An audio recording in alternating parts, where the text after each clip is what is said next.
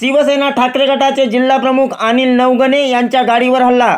हल्ल्यामध्ये अनिल नवगणे यांचा चालक जखमी। अज्ञात इस्मानी हल्ला करून काढला पळ।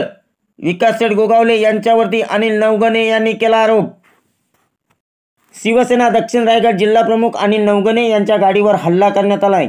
मुंबई गोवा महामार्गावर टेम्पाले ते वीरच्या दरम्यान गाडीवर दगडफेक करण्यात आली, मात्र चालकाने प्रसंगावधान राखून गाडी पुढे पळवली, त्यामुळे गाडीतील सर्वजण बचावले। शिवसेना उपनेत्या सुषमा अंधारे यांची महाड येथील सभा आटोपून परत इंदापूर येथे आपल्या घरी जात असताना रात्री उशिरा हा हल्ला करण्यात आलाय, मात्र तो कुणी केला, का केला हे अद्याप स्पष्ट झाले नाही। दरम्यान अनिल नवगणे हे मानगाव पोलीस ठाण्यात दाखल झाले असून पोलीस तक्रार करण्याचे काम सुरू आहे।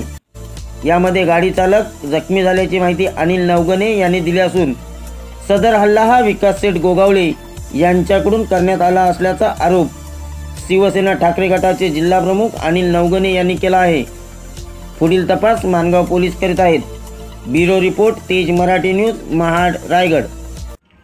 त्यांचे पुत्र आणि आमदार यांच्या सांगण्यावर आणि स्वतः पुत्र आणि त्यांचे जवळजवळ 25 ते 30 सहकारी दगड्या, काट्या, बाटल्या घेऊन माझ्यावर हल्ला केला, हायवेला हल्ला केला आणि त्या हल्ल्यातून माझ्या चालकाला जबर मार लागलाय।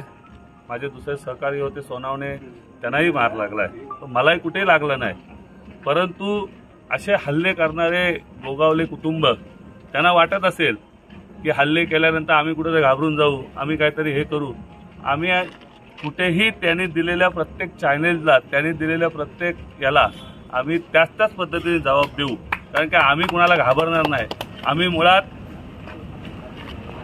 बाळासाहेब ठाकरे यांचे विचार घेऊन, उद्धव साहेबांचे विचार घेऊन आम्ही आज या महाराष्ट्रामध्ये चाललोय, या रायगड जिल्ह्यात चाललोय। शेवटी हार पराजयाची शेवटी प्रत्येकाला हे आहे। आज त्यांच्या समोर नैराश्य दिसते की त्यांचे उमेदवार जे आहेत ते पराजित होणार आहेत आणि भविष्यात ह्या महाड विधानसभेत पण ते पराजित होणार आहेत। त्यासाठी असे भ्याड हल्ले ते करत असतील तर त्या भ्याड हल्ल्याला आम्ही कोणी संघटनेतना घाबरणार आणि मुळामध्ये मी पोलीस स्टेशनला तक्रार करणार आणि त्याची न्यायालयीन मी त्याच्यावर कारवाई करणार।